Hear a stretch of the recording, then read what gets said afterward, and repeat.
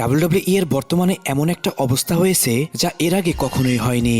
Brock Lesnar কাউকে না বলে অবসরে চলে গেল। কোডি রোজের কাছে র্যান্ডি অর্টনের হেরে যাওয়ার কারণে অনেক বেশি ব্যাকলেস সহ্য করতে হচ্ছে ডাব্লিউডাব্লিউই কে। সবকিছু মিলিয়ে একটি কেওটিক অবস্থা।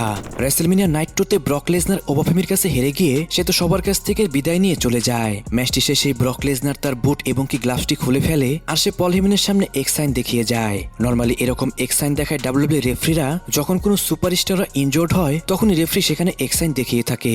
কিন্তু কেন ব্রক লেসনার এখানে এক্স সাইন দেখালো এটা কিন্তু এখন পর্যন্ত কনফার্ম হয়নি। আমার মনে হয় এটা হতে পারে যে ব্রক লেসনার বুঝিয়েছে সে সবকিছু শেষ করে দিয়েছে। যাই হোক গাইস, এখন পর্যন্ত কিন্তু এই বিষয়টার কোনো কনফার্মেশন নেই। সব থেকে বড় কথা হচ্ছে ব্রক লেসনারকে আমরা আর কখনোই দেখতে পারবো না। অপরদিকে শকিং নিউজ এইটা যে যখনই রেসলমেনিয়া নাইট 2 শেষ হয় ইএসপিএন এর তরফ থেকে একটি প্রেস কনফারেন্স হয়। সেই প্রেস কনফারেন্সে ব্রক লেসনারের সম্পর্কে জানতে চাওয়া হয় ট্রিপল এইচের কাছে। ট্রিপল এইচ জানায় ব্রক লেসনার যে এভাবে রিটায়ারমেন্ট নিবে এটা কেউই জানতো না, কারণ ব্রক লেসনার অনেক রাগী একজন মানুষ। সে ম্যাচ ফাইট করে সোজা চলে যায় তার বাসের মধ্যে। তাই এখন পর্যন্ত আমি তার সাথে কথা বলতে পারিনি। হতে পারে খুব তাড়াতাড়ি তার সাথে আমি কথা বলবো, কিন্তু এটা তো একদমই শিওর ব্রক লেসনার আর কখনো ফাইট করবে না ডাব্লিউডাব্লিউই তে। গাইস, এটা কি সত্যি নাকি মিথ্যা এটা তো এখন পর্যন্ত কনফার্ম নয়। তারপরেও বলা যায় ব্রক লেসনার কিন্তু মাঝে মাঝে এরকম স্ক্রিপ্টের বাইরে চলে যায়। হতে পারে এখানেও ব্রক লেসনার স্ক্রিপ্টের বাইরে গিয়ে সে তার রিটায়ারমেন্টকে ঘোষণা করে দিয়েছে। সবকিছুর ওপরও যদি কথা বলি তাহলে কিন্তু গাইস ব্রক লেসনারের রিটায়ারমেন্ট কিন্তু অনেকটাই শকিং ছিল। সে আমার মোস্ট ফেভারিট একজন সুপারস্টার ছিল, আমার জন্য এটা অনেক বেশি কষ্টের ছিল। রেসলমেনিয়াতে তো কোডি রোজ র্যান্ডি অর্টনকে হারিয়ে দেয়, এরপর আবার র্যান্ডি অর্টনও কোডি রোজের উপর ট্রান করে কোডি রোজকে র্যান্ডি অর্টন একটি পানকেক ফিট করে দেয়, যে বিষয়টির মাধ্যমে নতুন একটা স্টোরি ক্রিয়েট হয়েছে। গাইস, এই সপ্তাহের স্ম্যাকডাউনে আমরা কিন্তু এই সমস্ত কিছু জট খুলতে দেখব। আর গাইস, এই সপ্তাহের স্ম্যাকডাউনে কিন্তু অনেক নতুন নতুন কিছু আমরা দেখতে পারি। রিমার রয়েছে এই সপ্তাহের স্ম্যাকডাউনে নতুন কোনো সুপারস্টার রিটার্ন করতে পারে। আর গাইস, এটা আমি এখনই ক্লিয়ার করে দিচ্ছি, কোনো বড় সুপারস্টার আসবে না, সেটা হলো এনএক্সটি থেকে কোনো সুপারস্টার আসতে পারে স্ম্যাকডাউনে।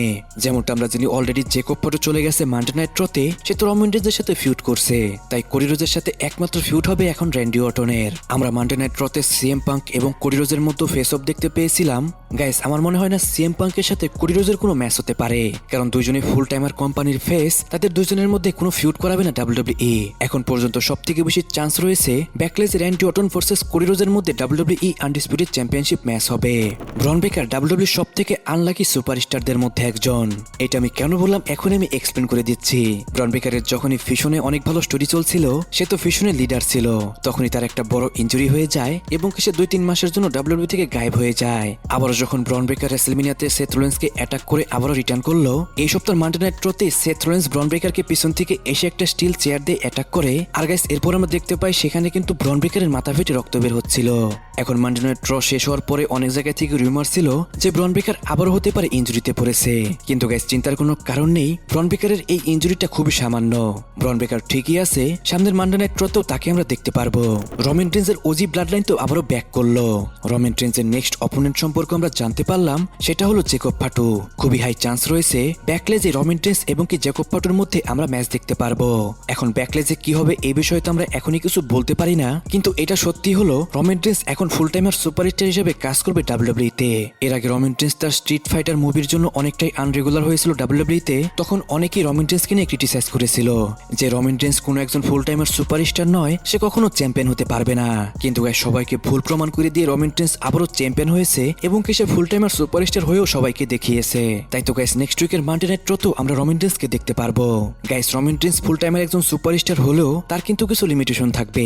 এমন নয় যে সে প্রতিটি মানডে নাইট রতে এসে ফাইট করবে, সে একজন প্রিমিয়াম পারসন, সে প্রিমিয়াম লাইভ ইভেন্টেই ফাইট করবে। গাইস, কে রমান রেঞ্জকে ফুল টাইমার সুপারস্টার হিসেবে দেখে খুশি হয়েছেন তারা কিন্তু অবশ্যই কমেন্টে জানাবেন। বলা যায় এইবারে যে রেসলমেনিয়া হয়েছে তা ইতিহাসের সব থেকে খারাপ রেসলমেনিয়ার মধ্যে একটি। যেমন রেসলমেনিয়াতে ভালো কোনো এন্ট্রেন্স ছিল না, দুই একটা এন্ট্রেন্স অনেক ভালো ছিল যেগুলোর নাম আমি এখনই বলে দিচ্ছি। সেটা হলো রমান রেঞ্জ এবং ফিন বেলারের এন্ট্রি।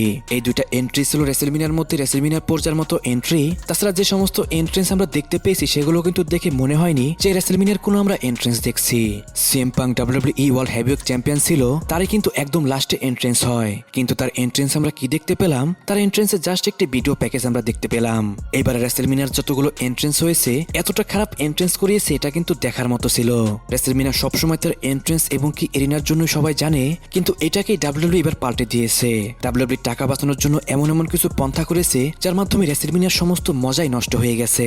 একে তো বেশ কিছু খারাপ ম্যাচ দিয়ে ভরা ছিল রেসলমেনিয়া, তার উপর আবার এন্ট্রেন্সের সময় সময় টাকা বাঁচিয়েছে WWE। না ছিল রক, না ছিল স্টোন কোল্ড স্টিভ অস্টিনের মতো গেস্ট। জন সিনা ছিল, কিন্তু তারপরও জন সিনার সেই অরাটি আমরা ফিল করতে পারিনি। প্রতিবার তো আন্ডারটেকার একটু সময়ের জন্য আসে, কিন্তু এবার আন্ডারটেকারও সেখানে এন্ট্রি করেনি। সবকিছু মিলিয়ে WWE শুধু টাকা বাঁচানোর জন্যই WWE রেসেলমেনিয়াকে একদমই বেকার করে দিয়েছে। একে তো টিকিটের প্রাইস এতটা হাই, উপরে আবার ESPN এর সাথে পার্টনারশিপ, আবার কিনা নেটফ্লিক্সের সাথেও পার্টনারশিপ। এছাড়াও এরিনা এবং কিরিগের মধ্যে স্পন্সরশিপের লোগো দিয়ে তো ভরাই ছিল, তারপরও WWE টাকা উঠাতেই পারছিল না। টিকেও এখন জাস্ট WWE ফ্যানদের আবেগ নিয়ে খেলছে। তারা যেমন স্ম্যাকডাউনকে ধ্বংস করে দিয়েছে, এবার দেখতে পেলাম কোনো না কোনো ভাবে রেসেলমেনিয়াকেও তারা আস্তে আস্তে ধ্বংস করছে। গাইস, আমি আপনার কাছে প্রশ্ন করছি, এইবারে রেসেলমেনিয়ার যে এরিনা এবং কি যে সমস্ত এন্ট্রেন্স আপনি দেখতে পেয়েছেন, সেগুলোকে দেখে আপনার কাছে রেসেলমেনিয়ার মতো মনে হয়েছে? আর যে সমস্ত ম্যাচ হয়েছে এইবারে রেসেলমেনিয়াতে, সেই সমস্ত ম্যাচের মধ্যে না আমরা দেখতে পেয়েছি রক, না দেখতে পেয়েছি স্টোন কোল্ড স্টিভ অস্টিন এবং কি আন্ডারটেকারকে। আমরা জানি এরা রেসলিং করে না, তারপরেও কিন্তু এরা লেজেন্ড। প্রতি বছরের রেসেলমেনিয়াতে এরা স্পেশাল গেস্ট অ্যাপিয়ারেন্স করে, কিন্তু এবার তাদেরকে আমরা দেখতে পাইনি। আপনার কাছে কি এই বিষয়গুলো ভালো লেগেছে কিনা সেটা কিন্তু অবশ্যই কমেন্টে জানাবেন। সো গাইস, আজকের ভিডিও এই পর্যন্তই। রেসলিং সম্পর্কে সমস্ত নিউজ এবং কি আপডেট জানার জন্য চ্যানেলটিকে সাবস্ক্রাইব করবেন।